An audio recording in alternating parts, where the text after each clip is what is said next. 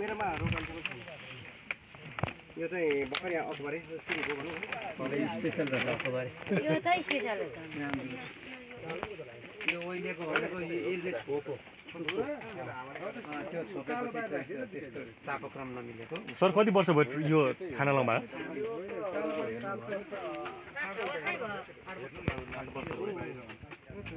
तर यो चाहिँ त्यतिखेर मैले सिक्नु भेटाएँ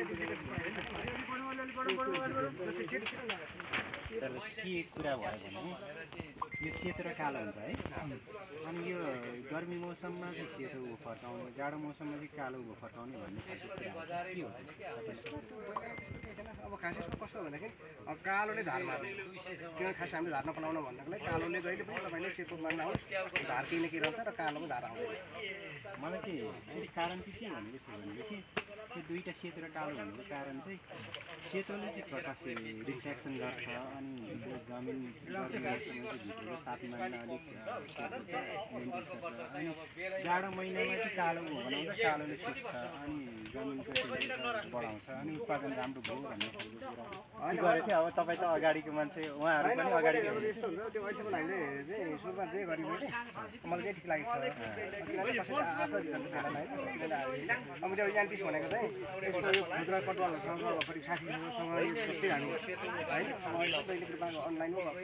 कस्तो कुराकानी भइरहन्छ त्यो हिसाबले जहिले चाहिँ अब सिधै तपाईँले अहिलेसम्म जति पनि नेटमा हेर्नु र सेतो किनभने त लाइट नै लाइट सेतो त तल राख्ने नै होइन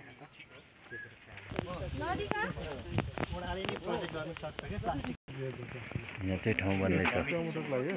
अक्टोबरी रोप्नलाई पहिला चाहिँ टमाटर रोपेको रहेछ यो चाहिँ मल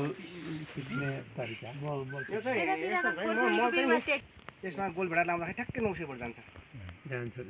900 फुट जान्छ अब यतिमा राम्रो उत्पादन गर्न सक्यो भने यसले एउटा परिवार ठ्याक्कै पाल्छ कि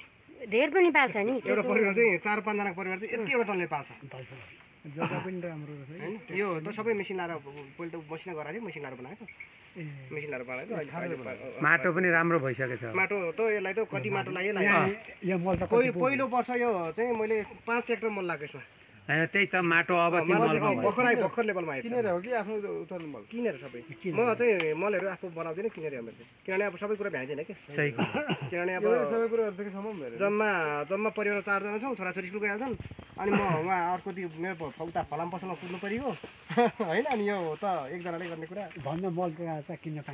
पाइन्छ त मल चाहिँदो अनि त्यो भएपछि यसमा मेरो यो सिस्टम छ है जस्तो यो हरियो छ नि यो चाहिँ फोकट सिस्टममा चाहिँ यसले चाहिँ कुहिरो बनाउँछ पानी यसले चाहिँ पानी एकदम मिक्स गर्छ अहिले मैले चलाएको छैन किनभने खोर्सानीले त्यो फोकट चलाइराख्न आवश्यक छैन किनभने त्यो आफैमा त अब आदत त पुर्याउन सकिन्छ यसले चाहिँ त्यसले फोकटको कारणले एकदम कुहिरो बनाउने काम गर्छ अनि यो स्प्रिङ्कल भयो यो चाहिँ कुहिरो बनाउने हजुर अनि यो कुहिरो चाहिँ कुन बिरुवालाई चाहिँ विशेष चाहिने हो होइन यो चाहिँ तपाईँले अक्सिजनको बिरुवा जुनसुकैलाई पनि आदत पछि किन पुष्पमाघमा त बाहिर पनि कुहिरो बनाएको हुन्छ सुक्खा हुन्छ नि त्यतिखेर चाहिँ किनभने उसले चिसान चाहन्छ कि अनि अहिले त यसो एउटा लाइन जोडेर यसो दिने आइसक्यो अहिले त भटर भन्ने आइसक्यो नि अहिले त भटर के अहिले त प्रविधि त के आइसक्यो नि अनि त्यो भएको छ यसमा मेरो अब दुईवटा सिस्टम एउटा फोकट सिस्टम हो एउटा स्प्रिङ्कलर सिस्टम होइन अर्को ड्रिप इरिगेसन जस्तो यो पाइपहरू छ सबै पछि यहाँ प्रत्येक बोटमा चाहिँ पानी लाग्छ होइन म प्रत्येक बोटमा पानी लाउनु पुग्नु पर्दैन त्यो गेट बोट खोल्दै पुग्छ कि सबै यहाँ 900 बोटमा म कुनै पनि बोटमा गएर पानी लाउँछु थोपा सिँचाइ प्रविधि छ त्यो पनि सबै सिस्टमेटिक छ मैले यो सामानहरू सबै यो इजरायलको सामानहरू हो होइन यो चाहिँ 20 वर्ष 30 वर्ष केही नफाट्ने खालको भनौँ ओरिजिनल भनौँ न अनि नेपालमै पनि छ यान्टिसको जस्तो त्यो मल्चिङ देख्नु पनि त्यो नेपालकै हो त्यही कम्पनीले पनि थोपा सिँचाइ बनाउँछ तर त्यो चाहिँ दिगो छैन कि त्यसमा चाहिँ समस्या के आइरहने त्यो भएको हिसाबले अब अहिले चाहिँ मैले खोर्सानी खेती भएकोले गर्दाखेरि अहिले सबै सिस्टम चलाउन आवश्यक पर्दैन खोर्सानीलाई चाहिँ किनभने त्यो धेरै चाहिँदैन किनभने टमाटरलाई जति चाहिँदैन स्प्रिङ्कलले जोड्दै भइहाल्छ अनि फेरि टमाटर र अन्य बाली लाउँदाखेरि चाहिँ त्यो सबै सिस्टम जोड्नै पर्छ होइन यो सर यो बादल बनाउने चाहिँ त्यो ढिकोले नि होइन घुम्दैन ढिकोले केले होइन त्यो त पानी उताबाट मोटरले एकदम प्रेसमै खाल्छ चारैपट्टि फाल्ने हो भनेपछि यो ढिकोले नि काम गर्ने हो कि भन्ने त्यही होइन त्यही यो जुन यो हरियो छ नि हरियो पनि एकदमै सानो पाल्छ कि पानीको प्रेस बढी प्रेस हो त्यो मात्र अब यो त मेरो गरिदिएको तपाईँ चाहिँ रोप्ने हुने रहेछ रुखमा रोप्न लाग्छ नि बाहिर जस्तो हुँदैन नि रोप्न किरा त जिरो हो यसमा जिरो हो नि त अब यसमा मेरो अहिलेसम्म खोर्सानी किन मेरो बजारमै अधिकार हुन्छ भनेदेखि मेरो चाहिँ किरा हुँदैन कि अरूको चाहिँ खुल्लामा रोपेको हुन्छ लिएर बट्टामा राख्ने बित्तिकै चाहिँ तिनी नुन राख्ने बित्तिकै तापनि पुरै किरा देखिन्छ भोट्टै खान्छन् म चाहिँ ग्यारेन्टीका साथ 350 भन्दा भाउ पनि घटाइन होइन काठमाडौँ मैले पोहोर भेटेँ चाहिँ काठमाडौँ बेचेँ किनभने काठमाडौँमा चाहिँ उसमा गएको मेरो भाटबटेनतिर दिनको 50 केजीको दर पठाएँ काठमाडौँको सिजनमा भदौ असोजमा अनि अरू समय चाहिँ पिक्चरमा बेच्दाखेरि मैले 350 भन्दा घटाइन पनि काठमाडौँमा 500 जान्थ्यो काठमाडौँ बिक्री नभएको चाहिँ बिक्री नजान्थेँ कि म